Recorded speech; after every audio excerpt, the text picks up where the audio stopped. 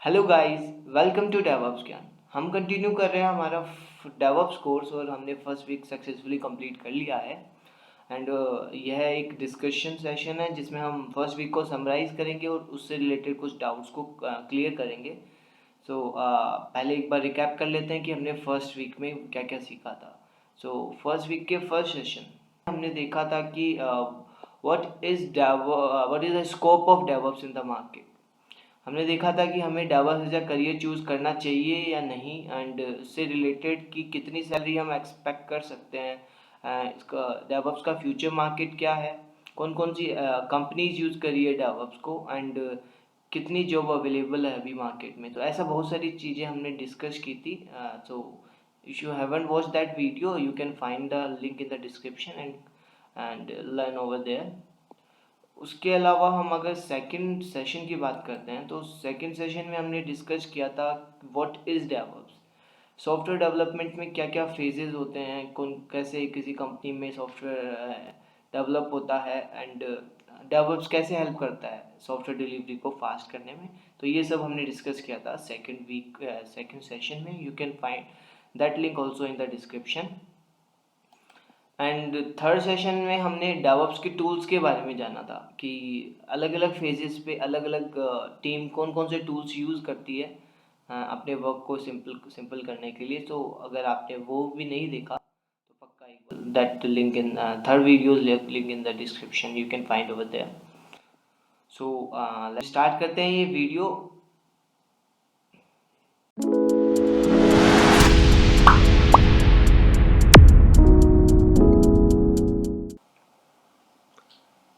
So guys, सबसे पहले हम स्टार्ट करते हैं डिस्कशन फर्स्ट लेक्चर का, why to choose DevOps as a career.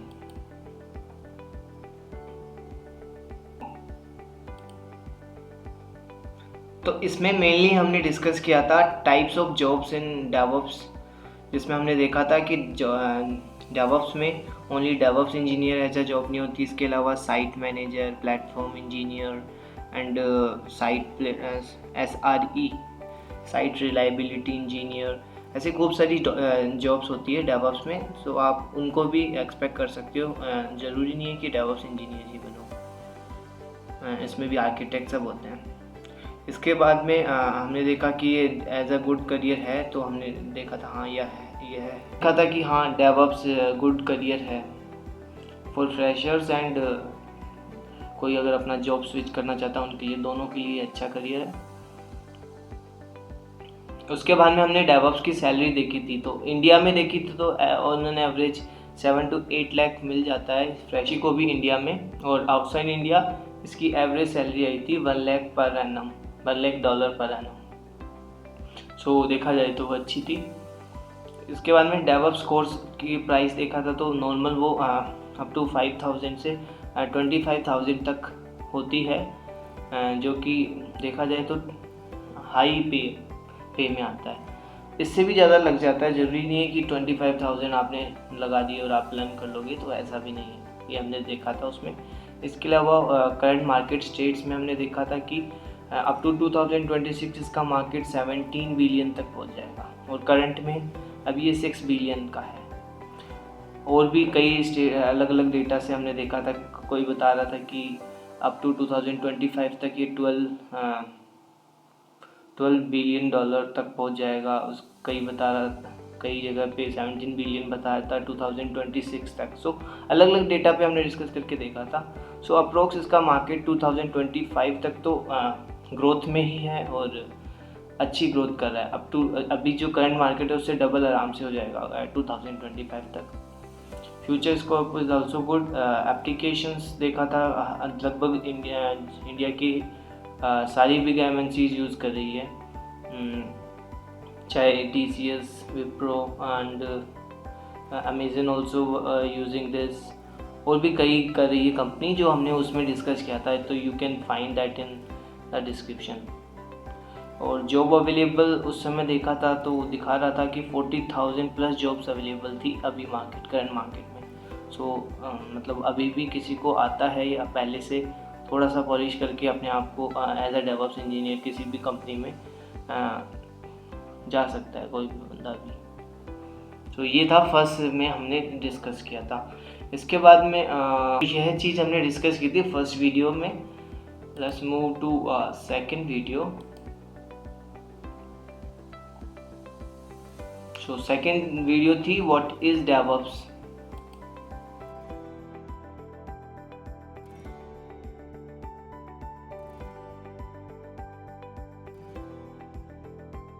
So guys second video में मेनली हमने डिस्कस किया था what is DevOps.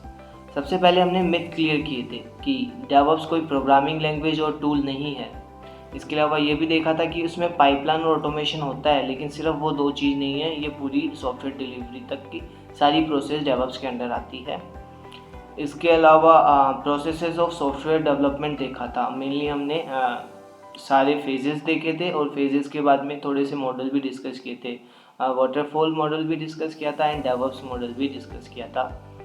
And company की टीम्स के बारे में हमने डिस्कस किया था कि डेवलपर और ऑपरेशन टीम में सब टीम कौन कौन सी होती है, किस तरह वर्क होता है, कैसे एक वर्क फ्लो होता है किसी भी कंपनी में, वो सब डिस्कस किया था। और पूरा डेवऑप्स हमने डिटेल में डिस्कस किया था। जैसे मैं इसको थोड़ा थोड़ा आगे करके दिखाता हूँ। जैसे ये सारी डेवऑप्स प्रोसेस थी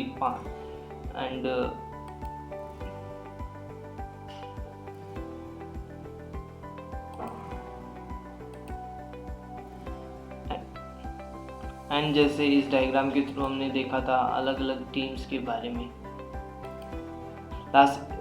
लास्ट इस डायग्राम से हमने मेनली डेवऑप्स के बारे में पूरा वर्क फ्लो देखा था डेवऑप्स का। सो गाइज ये सब था सेकंड वीडियो में। And guys now we are moving to our third video. So third video था introduction to DevOps tools.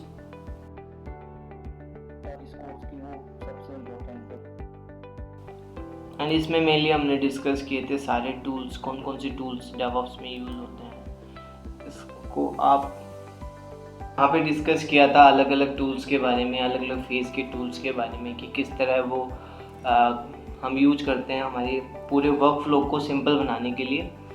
So mainly हमने डिस्कस किया था इन सारे टूल्स के बारे में।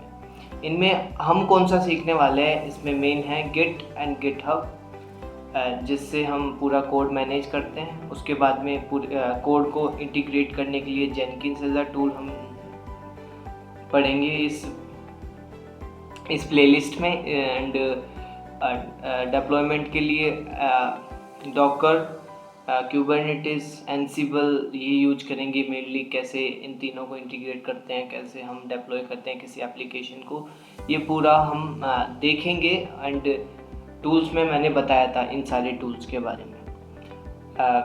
इसके अलावा इंफ्रास्ट्रक्चर एज अ कोड में टेराफॉर्म के बारे में, मतलब एंड इसके अलावा इंफ्रास्ट्रक्चर एज अ कोड में टेराफॉर्म और क्लाउड फॉर्मेशन भी मैंने बताया था कि वहाँ पे हम यूज कर सकते हैं, तो वो भी हम फ्यूचर में देखेंगे। तो ये सब मेनली हमने डिस्कस किया था थर्ड लेक्चर में। तो आपको टूल्स के बारे में मेनली देखना है कि कितने टूल्स हैं, कैसे कौन सा टूल कौन सी फेज में यूज़ आता है, तो वो आप इस थर्ड लेक्चर में देख सकते हो।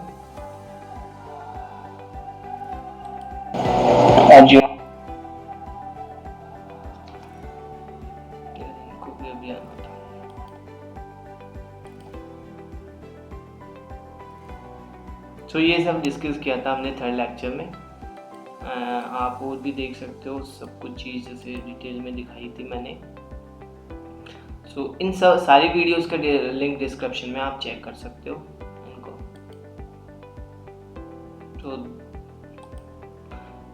सो ये मेनली हमने डिस्कस किया था फर्स्ट वीक में।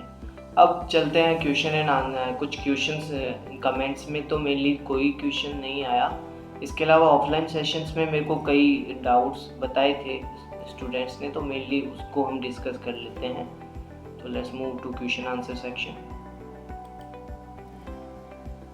कि जैसे फ्रंट एंड डेवलपर को आराम से मिल जाते हैं, अगर कोई अच्छी प्रोडक्ट बेस में लग गया तो अबाउट 10 तो एज ए फ्रेश ही मिल जाएंगे आराम से। अदरवाइज 7, 6, 7, 8 सेम डेवऑप्स जितना पैकेज लग जाता है। एंड सॉफ्टवेयर डेवलपर को भी 5, 6 का आराम से लग जाता है। तो क्यों डेवऑप्स की? तो मेन अकॉर्डिंग टू मी, तो सबसे पहले अपन देखिए तो डेवऑप्स में अभी प्रेजेंट मार्केट में कम कंपटीशन है बाकी के मुकाबले। जैसे सॉफ्टवेयर डेवलपर में जॉब्स भी बहुत सारी है तो कंपटीशन भी ज़्यादा है। जैसे आप एग्जांपल आपकी क्लास से ही ले लो कि आपकी क्लास में फ्रेश ही की बात कर रहा हूँ तो जैसे क्लास में आप देखते हो तो मेरे हिसाब से सॉफ्टवेयर डेवलपर के बारे में लगभग 90% स्टूडेंट्स को पता होगा। 90% स्टूडेंट्स को सॉफ्टवेयर डेवलपर के बारे में पता होगा, लेकिन अगर डेवऑप्स के बारे में पूछते हैं तो शायद ही 10% 10 और 20 ही होंगे जिनको मेनली अभी पता होगा डेवऑप्स के बारे में। तो अगर आप इसी को ही देखो तो इसी से पता चल रहा है कि पहले बात तो उनको पता ही नहीं है डेवऑप्स के बारे में, तो वो उसके बारे में पढ़ के आपका कंपटीशन कैसे करेंगे मेनली। तो देखा जाए तो अभी कंपटीशन कम है डेवऑप्स में। तो डेवऑप्स में जॉब भी अभी मैंने दिखाया था कि जॉब्स है मार्केट में और कंपटीशन कम है, तो ज़्यादा चांसेस है आपके जॉब लगने के। और सेकंड देखा जाए तो डेवऑप्स में बाकी front end developer, software developer से ज़्यादा नॉलेज होती है। या नॉलेज होने का मतलब ये नहीं कि हमको उनसे ज़्यादा आता है, मेनली इसका नॉलेज होने का मतलब हमको उनसे ज़्यादा टूल्स के बारे में पता होगा, उन पूरी डिलीवरी के बारे में पता होगा कि कैसे हम इंटीग्रेट करें एक टेक्नोलॉजी को दूसरी टेक्नोलॉजी के बारे में से। सो हमको उनसे ज़्यादा होती है, मेनली उनका लॉजिक्स अच्छे हो सकते हैं डेवलपर्स के। सॉफ्टवेयर डेवलपर होते हैं उनके लॉजिक्स अच्छे होते हैं, उसीलिए उनको पे मिलता है हाई पे। तो उन डेवलपर माने तो मोर लॉजिक और हम माने तो नॉलेज थोड़ी ज़्यादा है उनसे, क्योंकि पूरी पूरी पाइपलाइन के बारे में हमको पता है। सो अगर आप ऐसी जॉब चाहते हो जिसमें आपको नॉलेज ज़्यादा रहे तो आप डेवऑप्स चूज़ कर सकते हो। और मेनली अगर जैसे मेनली स्टार्टअप्स में भी आपका आगे है कि 2-4 साल करके जॉब करके मेरे को स्टार्टअप करना है, खुद की कोई कंपनी खोलनी है, तो फिर तो डेवऑप्स बेस्ट है। क्योंकि जैसे आप डेवलपर बन जाते हो अभी, तो डेवलपर में आप सिर्फ डेवलप को मेनली ऐप को डेवलप करने के बारे में ही आप डील करोगे सारे दिन भर। लेकिन डेवऑप्स में होगे तो आप एक प्रोजेक्ट हो सकता है डेवलपर टीम के साथ और एक ऑपरेशन टीम के साथ और एक डेटाबेस टीम के साथ मेनली हो सकता है आपकी रिक्वायरमेंट आ जाए, आप अलग अलग टीम्स के साथ वर्क करो तो आपको ज़्यादा एक्सपोजर मिलेगा। और अगर आप स्टार्टअप भी करना चाहते हो तो आप आराम से इसको स्विच कर सकते हो। क्योंकि अगर आप कंपनीज को बोलते हो कि मेरे को इन इन्फॉर्मेशन की ज़रूरत है तो वो आपको दे देंगे, क्योंकि आप डेवऑप्स इंजीनियर में मतलब आपका स्कोप ज़्यादा है एक एज डेवलपर से ज़्यादा, तो आपको ज़्यादा नॉलेज मिल सकती है और आप स्टार्टअप भी आराम से स्टार्ट कर सकते हो। और देखें तो जैसे सॉफ्टवेयर डेवलपर्स की अभी डिमांड है, फ्रंट एंड डेवलपर इन सब की है, लेकिन जैसे कुछ टूल्स एआई बेस्ड अभी आ रहे हैं, जैसे हो गया गिटहब कोपायलट जैसे, तो उनमें क्या होगा कि आप कमेंट्स लिखते हो और आपका कोड लिख जाएगा। तो देखा जाए तो जॉब्स ऐसे नहीं कि बिल्कुल ही ख़त्म हो जाएगी, जॉब्स रहेगी, वो टूल्स हेल्प भी करेंगे डेवलपर को अपने कोड को जल्दी लिखने में। लेकिन जैसे अभी मेनली कुछ डेवलपर्स कंपनी इसलिए भी हायर कर लेती कि उनको मेनली कोड को ज़्यादा कोड लिखना है, तो उसके लिए भी हायर हो जाता है। तो जैसे ही वो एक बार एआई बेस्ड टूल्स आ गए तो मेनली जो स्मॉल डेवलपर्स होंगे उनकी जॉब्स पे थोड़ा सा फ़र्क पड़ेगा, ज़्यादा फ़र्क नहीं लेकिन थोड़ा बहुत पड़ेगा। तो साफ बात है फ्यूचर में उसका स्कोप थोड़ा सा कम होने के चांसेस है। बढ़ ऐसे सकता है कि हाँ ज़्यादा सॉफ्टवेयर ज़्यादा कंपनी अगर स्विच करती हैं ऑनलाइन पाने पे तो हाँ डेवलपर की रिक्वायरमेंट बढ़ती है, लेकिन उनका काम धीरे धीरे थोड़ा कॉम्प्लेक्स होगा। तो देखा जाए तो उनका फ्यूचर स्कोप है, वो उनका मतलब उनकी जॉब वो सिक्योर कर सकते हैं, मतलब उनकी जॉब चलती रहेगी, लेकिन वो ग्रोथ इतना नहीं कर सकते जितना डेवऑप्स में, क्योंकि डेवऑप्स अभी और भी कई ब्रांचेज है। डेवऑप्स अब उनकी तरफ हो रही है, जैसे डेवसेकअप्स हो गया जिसमें डेवऑप्स और सिक्योरिटी दोनों को अपन ध्यान रखते हैं। मशीन लर्निंग से इंटीग्रेट होके एमएलओप्स हो गया। गिटहब मेनली आगे एक और बूमिंग ब्रांच आएगी 2028-29 तक गिटऑप्स, तो वो भी उसमें भी डेवऑप्स, अगर आप डेवऑप्स करते हो तो इजीली स्विच कर सकते हो और वो भी हाई पे होगी इन फ्यूचर। सो ऐसी जॉब्स हो गई गिटऑप्स, एमएलऑप्स एंड डेवसेकऑप्स। तो ऐसे कुछ अगर आप लेटेस्ट टेक्नोलॉजीज़ में फ्यूचर में जाने की सोचते हो या स्विच करने की सोचते हो तो अभी से डेवऑप्स चूज़ कर सकते हो, क्योंकि डेवऑप्स से आप आसानी से उसमें जा सकते हो। लेकिन एज अ डेवलपर अगर आप उसमें जाओगे तो आपको कम चांस है, मतलब चले तो जाओगे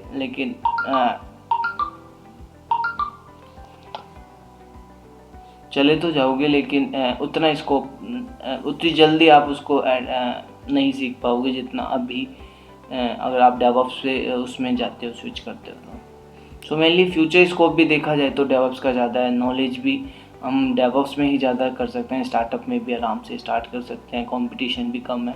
तो ओवरऑल देखा जाए तो डेवऑप्स अच्छा करियर है।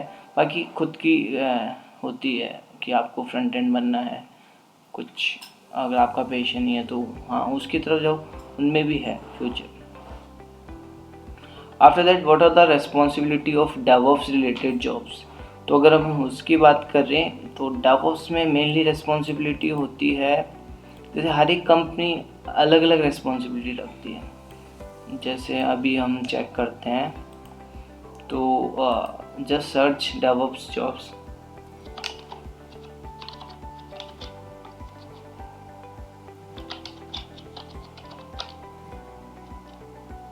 तो जैसे मैंने अभी डेवऑप्स रिमोट जॉब्स देखा तो इसमें ही देख लेते हैं ये फर्स्ट वाली। तो ये रेस्पॉन्सिबिलिटीज़ अपन को बताते हैं, जैसे उनको मेनली चाहिए automated provisioning of infrastructure in AWS, Azure and open stack environment. तो मेनली उनको automated infrastructure as a code चाहिए, जो भी होगा डेवऑप्स तो उनको ये रेस्पॉन्सिबिलिटी होनी चाहिए, उनको इंफ्रास्ट्रक्चर क्रिएट करना आना चाहिए, उनको CI/CD पाइपलाइंस को क्रिएट कर आना चाहिए, या फिर और मॉनिटरिंग पार्ट उनका अच्छा होना चाहिए और डिप्लॉयमेंट पार्ट अच्छा होना चाहिए। तो ये कुछ रेस्पॉन्सिबिलिटी आपको बता दी। इन टूल्स पे थोड़ी अच्छी कमांड होनी चाहिए, जैसे गिट हो गया, Jenkins, gamete, circle CI, azure pipeline, GitLab. So mainly आप क्या कर सकते हो, जो भी जॉब्स में जाना है तो आप क्या जैसे रेस्पॉन्सिबिलिटीज़ यहाँ पे दे रखी है, आप खुद के स्किल सेट से इसको मैच करके देखो। अगर आपसे 50% भी मैच हो रहा है तो आप अप्लाई कर सकते हो, क्योंकि मेनली क्या होता है डेवऑप्स में बहुत सारी टूल्स आते हैं तो आप सभी नहीं सीख सकते। तो अगर आप 50 से 60% भी आपकी प्रोफाइल मैच होती है अगर 50 से 60% भी आपकी प्रोफाइल मैच होती है तो आप इजीली ग्रैब कर सकते हो उस जॉब को। तो जैसे मेनली आपको अगर इनमें से ज़्यादातर चीज़ आती है तो आप अप्लाई करो। और भी देख लो इसमें, तो इसमें पहले वाले से अलग है थोड़ा सा। जैसे इन्होंने बोला कि उनको क्लाउड सिक्योरिटी पे थोड़ा सा फोकस चाहिए, CI/CD पाइपलाइन तो सभी जगह मिलेगी आपको। बाकी स्केलेबिलिटी मेनली जो इन्होंने बता रखा है, understanding of demonstrating good architecture principle, इनके बारे में पता होना चाहिए, इन सब के बारे में। ये रिक्वायरमेंट है, Kubernetes, Docker, ECS, bash scripting, Python, AWS, azure, Google, GCP। तो बहुत सारे टूल्स जिनको भी इनके बारे में पता है वो कर सकते हैं। तो अलग अलग जॉब, अलग अलग तरह की requirement. So responsibility is not fix. यहाँ पे भी इन्होंने CI/CD के लिए ये बता रखा है, स्क्रिप्टिंग के लिए बैश, रूबी, पाइथन कोई भी यूज़ कर सकते हो। क्लाउड में VMware, ओपनशिफ्ट, डॉकर, क्यूबरनेटिस। तो कुछ टूल्स के नाम बता रखे हैं कुछ, तो आप खुद देख सकते हो मेनली, क्योंकि ऐसा कोई फिक्स नहीं है कि इनको आने से आपकी ये रेस्पॉन्सिबिलिटी है। जो मेनली कॉमन होगी सब में वो होगी एक तो CI/CD पाइपलाइन, कि अगर आप डेवऑप्स इंजीनियर हो तो आपको CI/CD पाइपलाइन तो कम से क्रिएट करनी आनी चाहिए। और कुछ टूल्स हैं जैसे डॉकर हो गया, डॉकर आपको आना चाहिए, क्यूबरनेटिस एंड टेराफॉर्म, ये 3 टूल्स तो मेनली आना ही चाहिए। एनसिबल इज़ नॉट कंपल्सरी, लेकिन एनसिबल, पपेट, शेफ, इन तीनों टूल में से कोई भी एक टूल्स आए अच्छा है, बेटर है। तो कुछ जैसे ये कॉमन है, CI/CD कॉन्फ़िगरेशन मैनेजमेंट और ये आर्किटेक्चर के लिए ये सब कुछ, ऑर्केस्ट्रेशन टूल्स, ये 3 तो मेनली कॉमन होंगे, हर जगह कॉमन होंगे। तो इसलिए मैं भी मेनली वही कॉमन जो स्टैक होगा उसको ही कवर करूँगा इस पूरे प्लेलिस्ट में। So you should have to focus on the classes. और आप खुद देखो अलग अलग, जैसे अभी आपको पता नहीं इन सब के बारे में, तो हो सकता है प्रॉब्लम हो। सो अब फ्यूचर में हम और देखेंगे इसको। तो थोड़ा बहुत आपको क्लियर हुआ कि कैसी रेस्पॉन्सिबिलिटी होती है। Third, how to start. Mainly अब क्या होता है कि अभी मैंने बता दिया, ये सब बता दिया, लेकिन अभी भी क्वेश्चन दिमाग में रहता है कि चलो आपने बता दिया, फिर भी स्टार्ट कैसे करें। फ्रेशी के दिमाग में अभी भी 10 बातें चल रही होगी कि मेरे को कैसे स्टार्ट करना चाहिए। तो मेरा मानना है कि थोड़ा वेट लो, थोड़ा सा टाइम लो इसको वो करने में, क्योंकि हम अभी मैंने तो पूरा बता दिया रिसर्च करके कि डेवऑप्स अच्छा ही है। बाकी पहले एक बार डिसाइड कर लो कि हाँ पक्का डेवऑप्स ही करना है क्या। अगर आपने डिसाइड कर लिया और हाँ अगर करना ही है तो फर्स्ट एक चीज़ होगा कि खुद रिसर्च करो और खुद, या फिर जैसे मैं बता रहा हूँ तो थोड़े अगले 5-6 महीने तक इस चैनल के साथ एसोसिएट रहो और उन वीडियोस को देखो। और अगर ये आपको ठीक लग रहा है तो इसी को फॉलो करो। जैसे मैं अभी, मेरा मानना है कि अगर स्टार्ट करना है तो सबसे पहले लिनक्स से स्टार्ट करना चाहिए, क्योंकि लिनक्स कंपलसरी है डेवऑप्स में। लिनक्स बहुत स्ट्रॉन्ग होनी चाहिए आपकी अगर आप डेवऑप्स इंजीनियर बनना चाहते हो, क्योंकि जितनी अच्छी लिनक्स होगी आप उतनी जल्दी आपके जॉब्स कंप्लीट कर पाओगे डेवऑप्स में। तो लिनक्स थोड़ी अच्छी होनी चाहिए। तो हम मेनली पहले जैसे मैंने उस शेड्यूल में बताया था, सबसे पहले हम लिनक्स से स्टार्ट करेंगे, फिर डेवऑप्स डेवलपमेंट पे, फिर इंटीग्रेशन पे, फिर डेप्लॉयमेंट में, हर एक फेज़ पे धीरे धीरे फोकस करेंगे। सो या तो कंटिन्यू करते हैं हमारे साथ या फिर खुद रिसर्च करो अलग और उस पर स्टार्ट करो। मेनली अगले 3 वीक तक तो रेड हैट पक्का ही करना, क्योंकि रेड हैट कंपलसरी है, चाहे आप खुद भी करना चाहो तो भी। और मेनली मैं जैसे अगले कुछ 2 वीक्स तक मेनली हम लिनक्स पढ़ेंगे, तो आप उनसे पढ़ना और बाकी और भी वीडियोस यूट्यूब पे या फिर आपका कोई कोर्स कर रहे हो उन पे सब पे देख लो। लेकिन Linux is must for DevOps engineer. तो दैट्स ऑल गाइज। और भी अगर कुछ क्वेश्चन है आपके माइंड में तो just put in the comments, I will try to answer that.